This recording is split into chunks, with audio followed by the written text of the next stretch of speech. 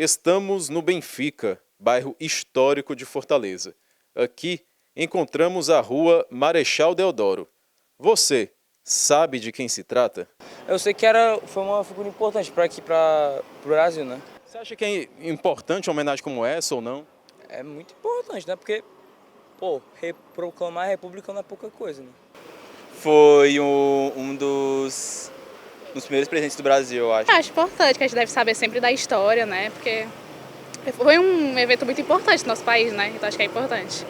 Crise econômica, insatisfação das elites cafeicultoras e dos militares foram alguns dos fatores que levaram ao fim da monarquia no país.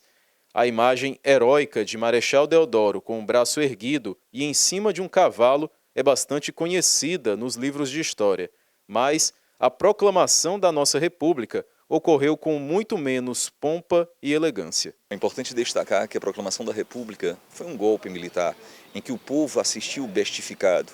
O que é interessante é que o símbolo da proclamação da República, Marechal Deodoro, originalmente ele tinha relações de amizade com o imperador Dom Pedro II. Ele dizia que devia favores ao imperador Dom Pedro II. A imagem romântica dele montado em um cavalo, na verdade o Deodoro da Fonseca é um homem doente, ele foi retirado da cama às 6 horas da manhã e montou um cavalo manso, um cavalo baio, retirado especialmente pelo Benjamin Constant, pela mocidade militar, pelos positivistas, né, aqueles acadêmicos das escolas militares.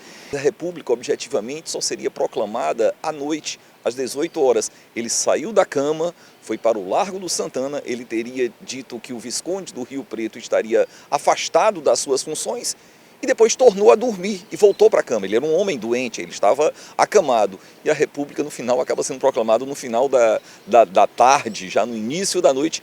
A República foi proclamada em 15 de novembro de 1889. Aqui no Ceará, a novidade chegou apenas no dia seguinte, através de um telegrama para o então comandante militar da época, o Coronel Ferraz. Ele deu a notícia à sociedade cearense exatamente neste local, a avenida central do passeio público. De acordo com os registros da época, o Catalão, um homem bastante popular aqui no centro da cidade, fez uma bandeira do Brasil sem o símbolo da monarquia e ergueu ali no coreto. Mas, naquele tempo, pouca gente entendia o que de fato estava acontecendo. Dos populares às elites cearenses, as conversas eram sobre essa tal de república que chegava ao Brasil. Enquanto isso, grupos políticos já disputavam o novo regime. Foi exatamente aqui, às 14 horas da tarde, num sábado à tarde, que a República foi proclamada. Luiz Antônio Ferraz era o comandante da 11ª Infantaria do Exército e ele foi aclamado o governador do Ceará. O Antônio Ferraz, ele acabaria saindo aqui, conduzido em passeata até o Palácio da Luz, informando que naquele momento a República havia sido proclamada no Ceará. Agora, o que é interessante, ele governaria o Ceará republicano até 1891. Um outro aspecto que eu acho bem interessante é que essa luta da República com a monarquia, ela permanece aqui na cidade de Fortaleza. Aqui em Fortaleza, a gente tem uma rua chamada Costa Barros. Costa Barros foi o capacho do Dom Pedro I, que foi enviado para o Ceará para reprimir os republicanos confederados. Ao lado da rua Costa Barros, tem uma rua chamada Pereira Filgueiras. Pereira Filgueiras era republicano, foi assassinado a mando do Costa Barros. Aqui em Fortaleza, a gente tem uma avenida chamada Imperador, que presta uma homenagem a Dom Pedro I, ou Dom Pedro II. Ao lado do imperador tem a Tristão Gonçalves, que foi o presidente da Confederação do Equador no Ceará.